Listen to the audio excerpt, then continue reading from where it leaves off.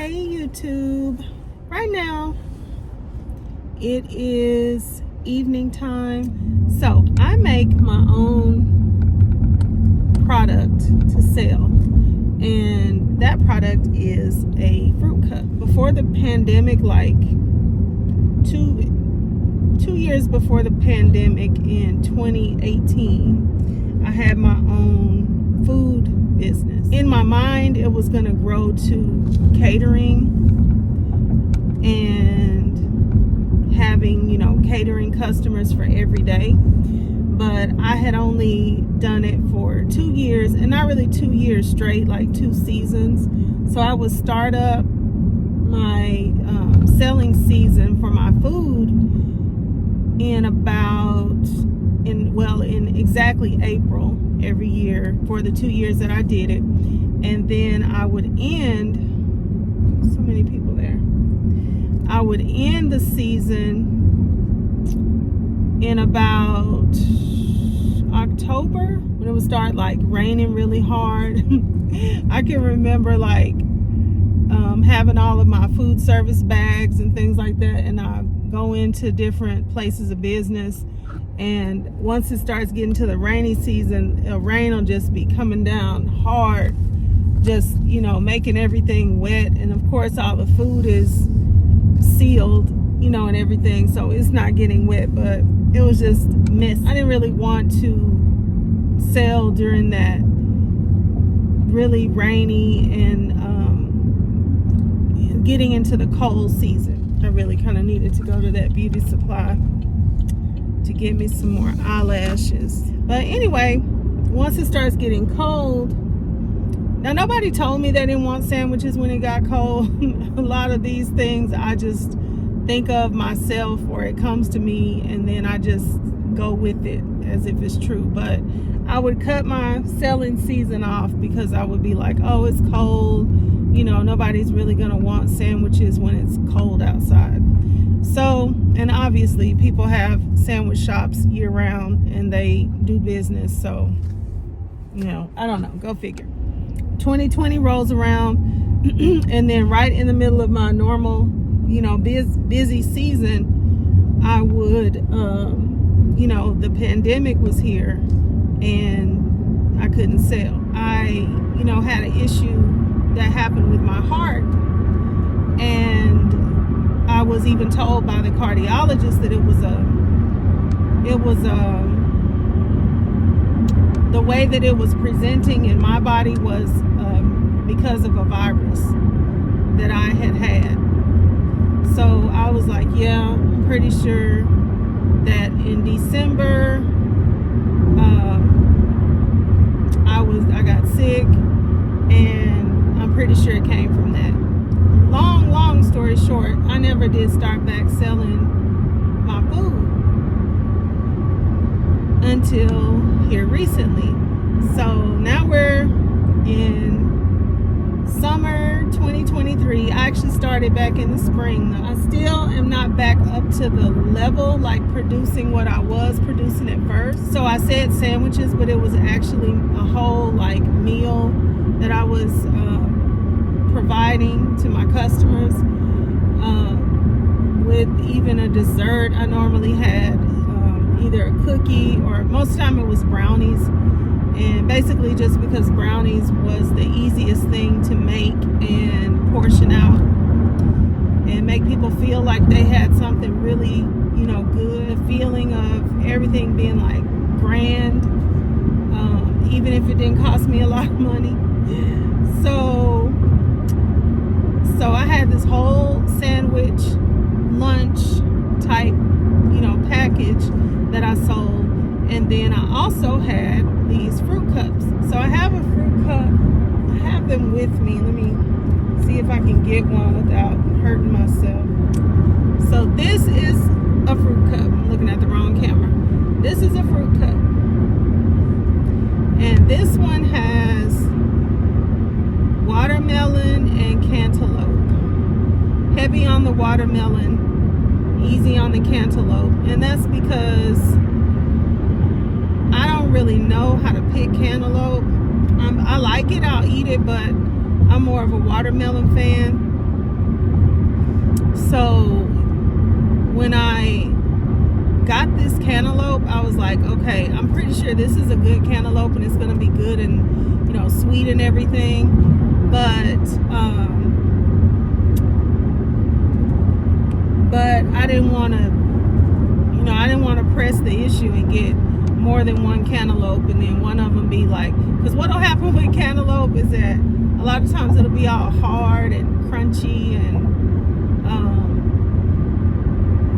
not as much flavor as you want it to have.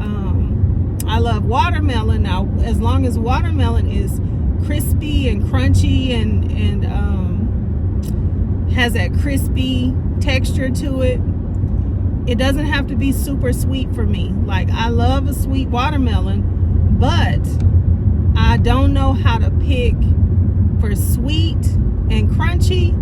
I only know how to pick for crunchy. A lot of times if you're picking a watermelon for the ripeness, then it might actually come out too mushy. So I call it ashy. Does anybody else call watermelon ashy?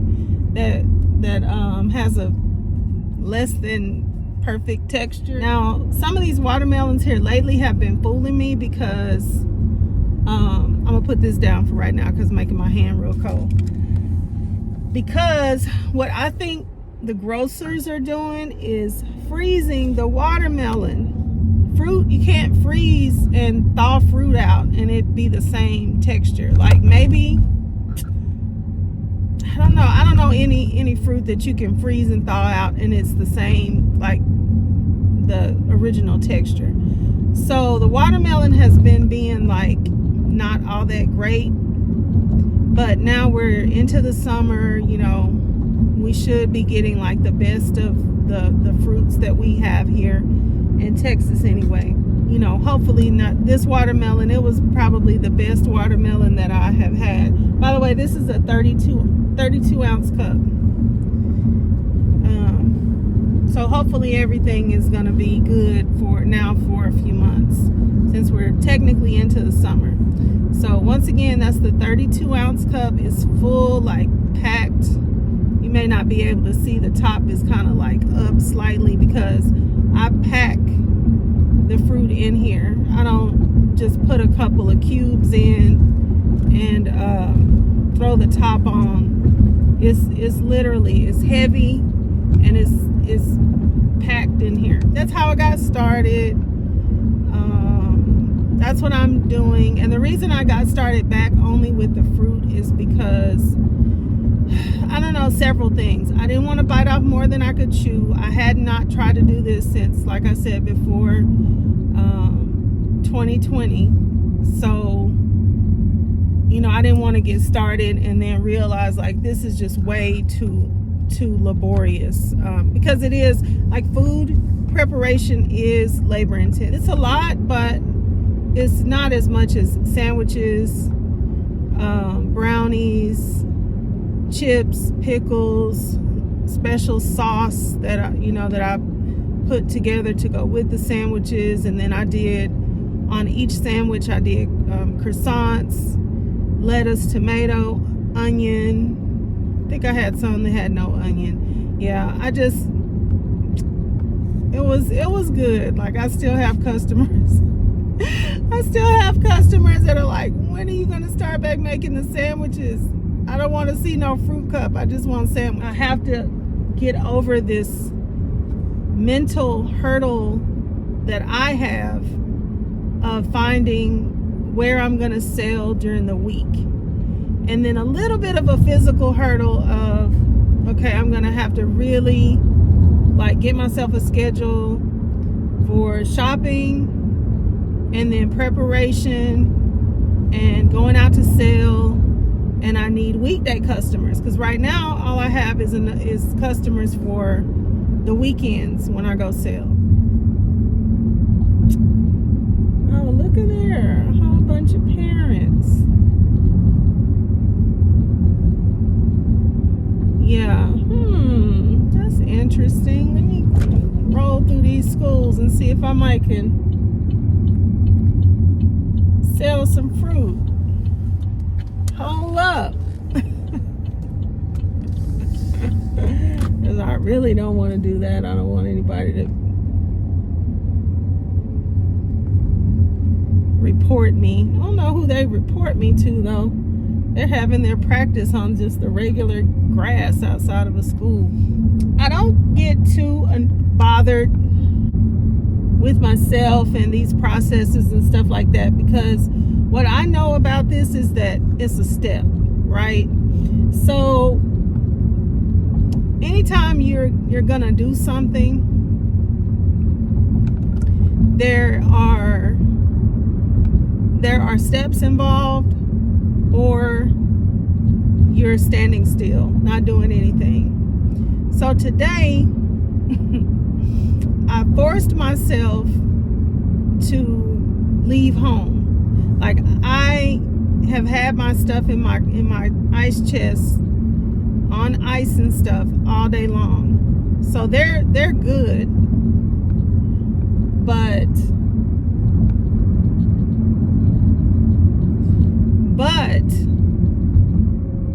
when it was time for me to actually, because like I said, my work day is only 3 hours. So I had my stuff, I got through my work day, and then I started freaking out. I mean, for lack of a better way to put it, it's just that's just the truth. Let me go to this park over here. It's another park down this way somewhere. But yeah, basically that's just it. That's all it is to it. I got there and I started freaking out. I started, just wondering, well, where am I going? And then I looked at what I had brought another shirt, because my shirt is my work shirt. So I was like, okay, I'm going to take another shirt, and then I'll change out of this shirt, and I'll put on this other t-shirt when I get ready to decide where I'm going. So I didn't put the shirt on before I left work, which gave me kind of like an excuse. But I started thinking, that's black. I really don't want to be out, ripping around in this other black t-shirt. So when I got part of the way to where I thought I was going to go, I went by Ross, and I was like, well, I'll just get a little t-shirt in Ross that's, I feel like it's cooler. So when I got in Ross, I'm just stalling. I'm looking at shoes. I'm looking at, through all of these, I don't know if you have a Ross where you are, but I'm just looking through these racks of like 1,000 shirts, it felt like. And I am sort of glad I went to Ross, because I got this really cute denim top, and not only is it a top, but it's kind of like it could be worn as a dress. Like if I button it all the way down, it could be a dress. It has a little belt, and it has these pin-up arm thingies. I could pin it up like this, or I could roll them up more if I wanted to feel like I had on short sleeves. Excuse me, I could just roll these sleeves up more. But I have this open, and then I got this little tank top, and all this was like under $20, but I'm hustling backwards, right? I'm supposed to be making money, and I'm at Ross spending money. And so then I was like, oh, now my top looks so cute, and my shoes look crazy because they're my work shoes. So I was like, let me just go home. So I went home. Nobody is at this soccer field today. Okay. Well, some people, but normally there's a soccer field, and it's potentially full of people this time of evening, kids and all their parents and stuff. But it's okay, really, because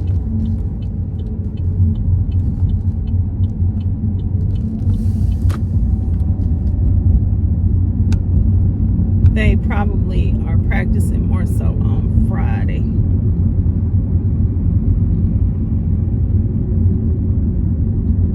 But that might be a good place to sell. But like I said, I don't know that these people would be necessarily, I don't know, I guess it would be a stop, once I can get comfortable doing it. But all in all, like, I'm not comfortable going and making these pitches. That's the thing. I'm really not comfortable with the pitch. And I'll do it. I'll force out a pitch, and it'll be a good pitch too. And once I get a good pitch, I just keep on saying my pitch almost the same way, same smile, same inflection. If it's different people hearing me at the same location, I'll vary it up. I'll try to say it a little, make it seem personable to each person. But really, I'm just saying the same thing to everybody. I'm like, okay, that worked. Okay, let me tell you the same thing. Let me tell you the same thing.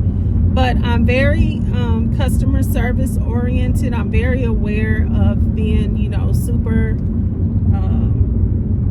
nice and personable and sweet and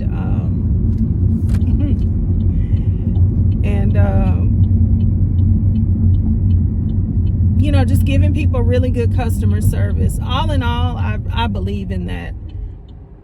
You know what? I feel that I need something to drink. I'm going to be attentive to you. I'm going to, like I have, these are, I made these fruit cups. I don't put in like 3 pieces of watermelon and 2 pieces of cantaloupe and then 3 pieces of, it's me. I'm not a robot. I'm making them myself. And some of them are, packed heavier with, one fruit over the other. Like I have another mixed cup, which is grapes, strawberries, and pineapple. And sometimes it has kiwi in it.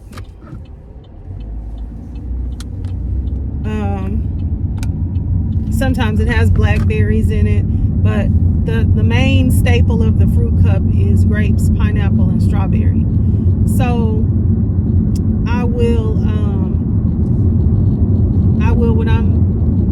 when I'm selling to a customer, I'll normally take out 2 and sometimes even 3, and I'll say, okay, pick the one you want, because some of them are heavier on pineapple, some of them are heavy on grape. If you like one fruit more than the other, you might want to just turn it around and see what it's looking like. It's got, if it has more of your favorite fruit in there or whatever. So I'm like very catering to my customers, and then I don't just hand them a fruit cup. I give them a fork, a napkin, and then I even will always try to have tahini. Now, I just recently, back when I was doing the whole lunch, I just found out then about tahini, the fruit seasoning, and normally it's sold in the Mexican food section of your grocery store. So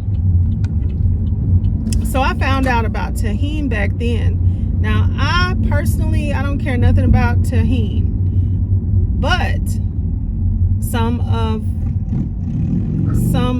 someone suggested it to me, I guess. Is how, I don't remember exactly how I learned about it, but once I learned about it, I was like, oh, okay, let me check that out. So I started getting the tahini, and I will ask each person if they want tahini with their fruit cup. Some people say, oh no, I don't need that. I don't like that. And then some people are like, oh yeah, I love that stuff. Can I have 2? So that's something that people always get with their fruit cup, and their fork and their napkin and their tahini. Everything is like pre-packaged, and they pay me by cash or Cash App or Zelle, And it's just, you know, it's just really cool. I forgot to say this. This cup right here is $7. And then the grape, pineapple, and strawberry is $8. And, you know, for obvious reasons, it's costs a lot more to get all of those fruits. Anyway, all right, I'm going to, I don't know if I worked anything out. So the end result is I have not gone and sold any of my fruit today.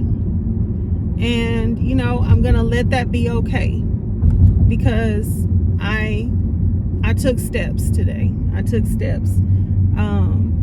I got everything ready to go. The first step I took was buying fruit for a weekday, because normally I won't even buy fruit for a weekday. I won't buy fruit for a weekday. I'll just buy my stuff to prepare to sell on Saturday. So I took the steps of and I'm gonna sell this fruit, but I think I had to have this step of getting everything ready to go and getting myself, you know, out of the house with everything, just everything that I've done. Nice spikes. I guess I had to do this step so that I can make sure that I get prepared next time, make sure that I go through with my plan. So get prepared, get a plan, go through with the plan. All right, y'all. I'm getting tired of talking. So thanks for joining. Thanks for riding with me though, y'all. And I will talk to you in a little bit later. Bye.